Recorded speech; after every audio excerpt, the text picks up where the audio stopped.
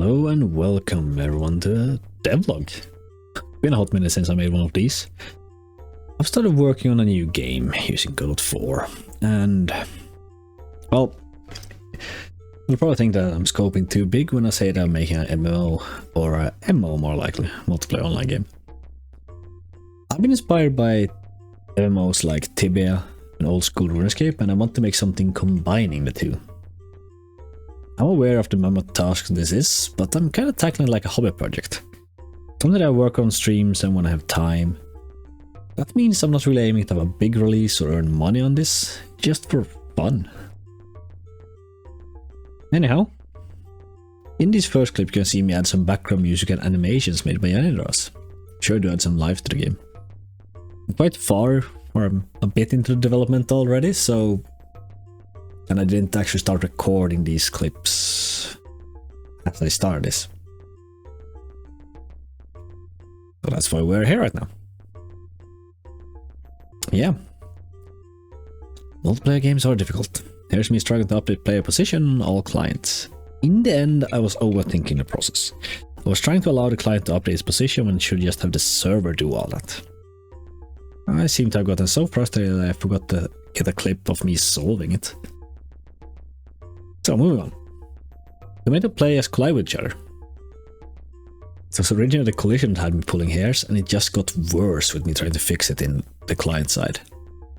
My plan at the start was that the player check if a tile is walkable, then send a call to the server to check if something is blocking that tile, and finally have the server respond that a player can walk there.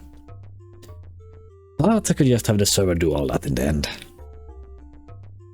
Here are the diagonal movements added and final animations for the player character as well. Ain't he lovely? Then I'm trying to make enemies spawn and of course move. Some struggles there as well, but not too bad in the end. At least not for the first way the enemies can move, which is just, well, random. Just picks a random direction and goes there. And a side fix to allow the player to disconnect from the game, and we're back to the enemy. I will do something else a lot in the process, as I allow myself to jump between tasks freely to keep my interest as long as possible. Not the best way to do it, but hey, whatever works. Then I'm trying to make the enemy clickable. Clicking an enemy makes you its target, and then it can either run away from you or walk towards you. Now, for the enemy to follow you or run away from you, I had to bring out pen and paper. That's how you know something requires thinking in game development. I'm quite happy with my solution. At any given time, any enemy or player has only two different move directions, those shown on screen now. So I added all into an array like this. And next I got the direction to the player and simplified it into a direction that exists in the direction array. And that gives both the direction to the player and the direction to move if you want to get closer to the player.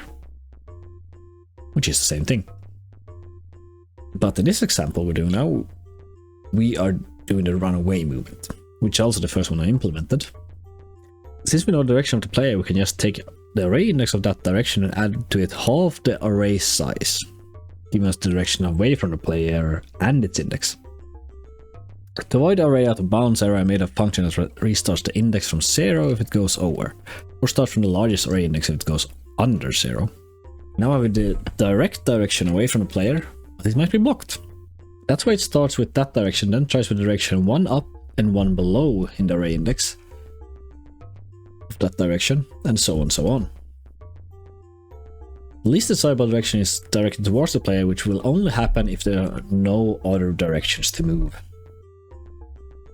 If there are no direction at all to move, we'll just stand still. Then we use the reverse logic if the enemy wants to hunt the player down. And yeah, took a bit of testing, but I got it to work. Not the smartest, but it works for less intelligent enemies. I also added that if the player is 10 or more tiles away, we stop chasing or stop running away from the player and return to the walking randomly, or idling state as well as called. That's enemy movement done for now, until I make a A-star pathfinding system. Then I started working on player attacking and dealing damage to the enemy they clicked. The only way to deal damage to the enemy is to be within one tile of the enemy to punch it. I got sidetracked again and added a world chat to the game. Took me ages to figure out how to render it on top. The solution was to add a canvas layer as parent node and set that to layer 1.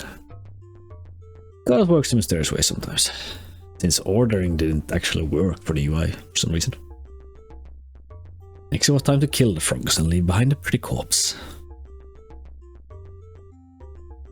It was all at this point I realized both the player and the server spawned enemies. Luckily it was quick fix. Look at that, suddenly we have graphics. I drew these myself in a program called Aspirite, which is designed for pixel art and animation. Adding some variation of each tile made it look better, and setting a custom seed at the start of the generation, and then putting a random one again after makes sure that all clients have the same type of terrain. The frog and frog corpse also got an overall, which I'm quite happy with. Now the area spawner also tracks how many enemies are spawned and if it needs to spawn more. Infinite frogs for the win! The second to last thing I implemented was ground items. I made so you can move them around if you were one tile away from them, and I also added placeholder code for trying to interact with them. You can also throw around the frog corpses. You do you. And final thing for this devlog is that the name tag changes color depending on how much health something has left. But that's it. That's it for this devlog. I hope you either got inspired or interested in my project. I will try to upload the devlog either monthly or bi-monthly from now on so you can follow the progress. Also to keep you excited, I will inform you that in the next devlog I am aiming to have a functioning inventory system and a A-star pathfinding system. It's two very large systems, but I think I'll manage. But for now, thank you so very much for watching, and until next time, see ya.